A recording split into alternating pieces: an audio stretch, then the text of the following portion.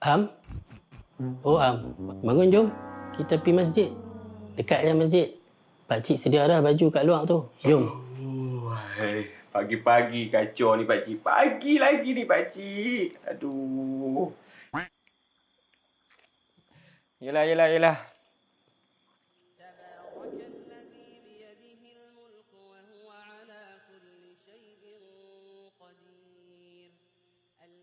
Am, Ya, pakcik. ni waktu pun nak masuk dah ni. Kebetulan untuk bila kita sakit tekak. Pula Boleh lah. ke Am yang azan? Time ni lah pula Tok Bilal sakit tekak lah. Alamak. Habis saya lah kena azannya. Azan je, takkan azan tak boleh. Saya azan. Ya, ni boleh dah. Yalah pakcik. Dah masuk waktu dah. Saya azan lah. Ya, azan. Alamak.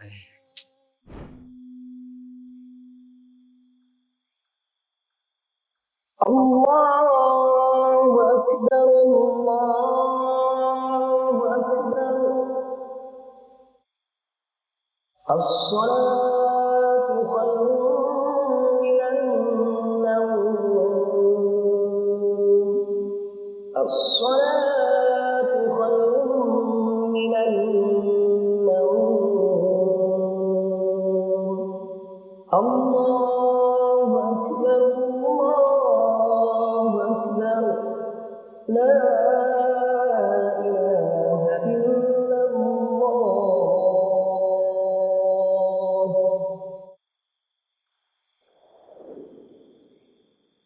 Muslimin muslimat yang dirahmati Allah sekalian.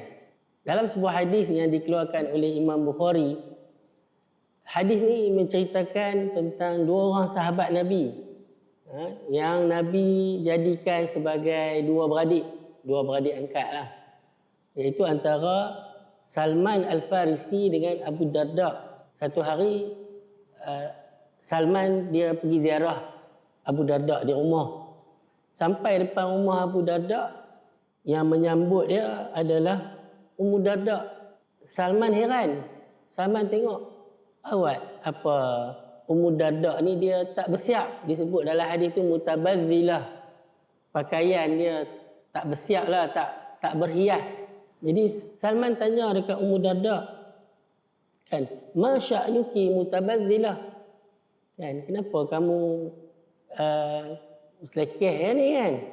Jadi Ummu Darda jawab, saudara kamu ni lah Abu Darda. Ummu Darda kata dekat Salman, dia tak berhajat kan pun. Aku pakai lawa-lawa segak-segak pun dia bukan nak buat apa pun kat aku. Macam itulah, senang kan. Tak apalah, bila Abu Darda datang, jadi dihidangkan, qarraba ilaihi ta'aman, dihidangkan makan. Bila hidang makan, Abu Darda tak makan. Salman kata, kenapa tak makan sama? Dia kata, aku puasa. Puasa sunat lah. Jadi Salman pun kata dekat Abu Darda, kan, makan. Kalau hang tak makan, aku pun tak mau makan. Macam itulah. Jadi Abu Darda pun makan. Jadi bila sampai malam, jadi maknanya Salman ni, tu yang kata Nabi, bila Nabi jadikan dua beradik ni, boleh pergi ziarah, boleh pergi makan, boleh tidur kat rumah lah. Macam adik-beradik sungguh. Yang dikatakan mempersaudarakan antara Muhajirin dan Ansar tu, tahap tu. Bila malam nak tidur, Salman nak tidur, tengok Abu Darda tak mau tidur. Dia nak solat. Kan? Jadi Salman kata, jom tidur dulu. Abu Darda pun tidur lah, dah Salman suruh tidur. Tak lama lepas tu, Abu Darda bangun nak solat lagi. Salman halang lagi. Salman kata, jangan lagi solat. Tidur lagi. Dekat-dekat nak subuh dah. Barulah Salman kata, jom, bangun. Jom kita solat. Maksudnya solat malam lah. Solat di hujung-hujung malam. Kemudian lepas habis solat, Salman pun dia cakap dekat Abu Darda. Macam nasihat lah. Nasihat saudara ni. Dia kata, ni famous. Kata-kata Salman ni famous. Salman kata dekat Abu Darda, inna li badanika alaika haqqa wa li rabbika alaika haqqa wa li dhaifika alaika haqqa wa inna li ahlika alaika haqqa fa'ati kulla dhi haqqin haqqahu. Apa maksud dia? Salman kata dekat Abu Darda ni, sesungguhnya kan, pada diri kamu ada hak ke atas kamu. Jangan abaikan diri tu, kesihatan diri. Tidur kena cukup, makan kena cukup, kan? Wa li rabbika alaika haqqa. Dan bagi Tuhan kamu ada hak dia. Ya. Kalau duk kira diri je sampai lupa Tuhan pun tak kena juga. Kalau maksudnya hadis ni pun, kalau duk kira nak ibadat je sampai lupa diri pun tak kena juga. Kan? Wa li dhaifika alaika haqqa. Bagi tetamu kamu pun ada hak ke atas dia. Kena layan tetamu tu. Mana boleh dia makan sorang-sorang kamu tak makan kan, macam itulah. Wa inna li ahlika alaika haqqa. Dan bagi isteri kamu pun, keluarga kamu pun ada hak ke atasnya. Dah kamu kahwin dengan dia, kamu abaikan dia. Kan? Sampai tak sentuh. Macam itulah lebih kurang.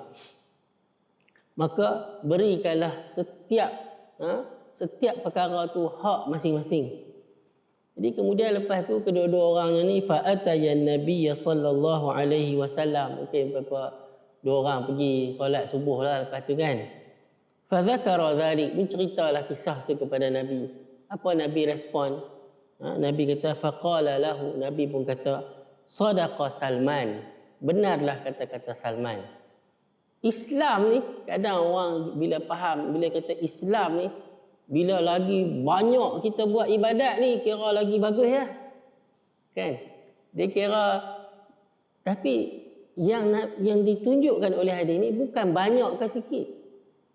Yang ditunjukkan di hadis ni ialah yang tepat, yang kena pada tempat dia, yang betul. Kan? Tak kenalah kalau kita ni sampai puasa, tetamu datang ziarah kita pun kita puasa. Tak kenalah sampai dah berkahwin pun tapi tak tunaikan hak kepada isteri. Duk puasa hari-hari. Bila nak bersama isteri? Malam, awal malam pun dah solat dah. Bila nak bersama dengan isteri? Kan? Kesihatan diri. Jadi agama ni dia bukan banyak. Dia adalah seperti yang Nabi tunjukkan. Itulah baru kata agama. Ada hadis lain dalam Bukhari Muslim juga cerita pasal Abdullah ibn Amr ibn As. Kan? Sama. Sampai tiap-tiap malam dia khatam Quran. Tiap-tiap hari puasa. Kan? Sampai Nabi minta dia sampai akhirnya Nabi bagi had nak baca Quran rajin macam mana pun 3 hari baru khatam satu. Janganlah tiap-tiap hari. Dan puasa paling rajin macam mana pun puasa selang sehari. Puasa Nabi Daud. Bukan sampai hari-hari puasa. Islam bukan datang nak dera hamba manusia. Bukan nak suruh hidup ni bersusah payah. Kita tak bercampur dengan orang. Kan? Kita kira duduk atas tikar sejadah. Pegang tasbih. Duduk berwirid. Baca Quran. Selawat dia. Kita tak bercampur orang. Orang kata tak berdunia dengan orang. Itu bukan Islam. Islam ni adalah agama yang dalam masjid pun dia jadi hamba Allah, di luar masjid pun dia hamba Allah. Di tempat kerja ke, di padang ke, di pasar ke, kan? Di sekolah ke, di mana-mana sajalah. Dia sebagai orang Islam, dia kena bawa diri dia sebagai orang Islam. Jadi bukanlah Islam ni datang nak suruh ibadatnya. Kan? Walaupun kita rasa itulah yang terbaik. Islam ni, ibadat ni bukan hanya yang ibadat khusus tu. Seluruh hidup kita tu ibadat. Daripada bangun tidur sampai tidur pula. Sebab tu bila Nabi hantar sahabat-sahabat untuk menyampaikan Islam di luar daripada Madinah, Nabi pesan. Pesanan ni famous. Nabi nanti pesan, Nabi kata yassiru wala tu'assiru, basyiru wala tunaffiru. Nabi kata mudahkan, jangan susahkan. Nabi nak suruh mudahkan apa? Nabi hantar sahabat ni bukan untuk urusan dunia. Untuk urusan agama lah. Jadi bila Nabi pesan, mudahkan, maksudnya mudahkanlah dalam agama ni. Jangan pergi susah-susah orang. Dan Nabi kata lagi, basyiru wala tunaffiru. Bagi orang seronok, bagi orang gembira, maksud basyiru, gembirakan orang. Jangan buat orang lari. Jadi kalaulah kita ni tak buat macam mana Nabi buat, dikira melampau. Melampau ni dia boleh jadi dua lah. Kita terlalu belah kanan sangat, kan, terlalu banyak sangat kan, sampai kita tinggal habis cerita macam Abu Darda ni kan, dengan cerita Abdullah ibnu Amr ibnu Al-As. Itu pun melampau. Sampai tinggal terus agama. Kan, apa yang Allah suruh pun tak buat, apa yang Allah larang pi langgar habis, itu pun melampau. Jadi marilah kita sama-sama kita tingkatkan ilmu kita, tingkatkan kefahaman kita supaya kita ni jadi orang yang benar-benar faham agama kita ni macam mana. Supaya kita tak jadi melampau walaupun dalam beragama. Kadang-kadang orang ingat melampau ni dalam urusan dunia ke, dalam urusan orang kata apa, jual beli ke, dalam urusan politik ke, pemerintahan ke, melampau. Ya, melampau. Tapi dalam agama pun ada melampau. Bahkan melampau dalam agama ni yang bahaya. Sebab dia rasa betul. Kan, dan susah juga orang nak tegur dia. Dia kata, apa salahnya aku bukan buat benda jahat. Aku nak buat benda ibadat, aku nak buat benda baik. Jadi mudah-mudahan Allah berikan kita kefahaman yang tepat untuk kita jadi hamba Allah yang benar-benar beroleh rahmat dan keampunan daripada Allah Subhanahu Wa Taala. Pakcik, terima kasihlah pakcik.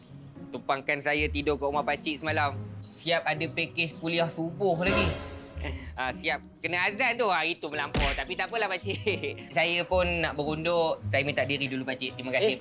Lah, nak pergi berunduk pergi mana? Motor Am kan rosak lagi. Takkan pakcik nak suruh Am sambung tolak motor tu? Tak tahu kalut lah. Ni pakcik pun lapar ni. Kita tak sarapan lagi. Lapar? Jom. Kita sarapan dulu. Lepas tu kita sembang lah. Kan? Okeylah pakcik. Pasal motor tu nak buat macam mana? Yalah, jom. awal tak kalut lah pakcik. Lapar ni. Macam mana pula kalau kita bagi amanah tu dekat orang yang tak berkelayakan? Ataupun bila dah bagi amanah tu, dia abaikan pula? Manusia biasa ni, dia tok syekh ke, dia tok guru ke, dia alim besar mana ke, Dia bukan ada maksum. ilmu ke, dia tak maksum. Dia terdedah juga pada buat salah.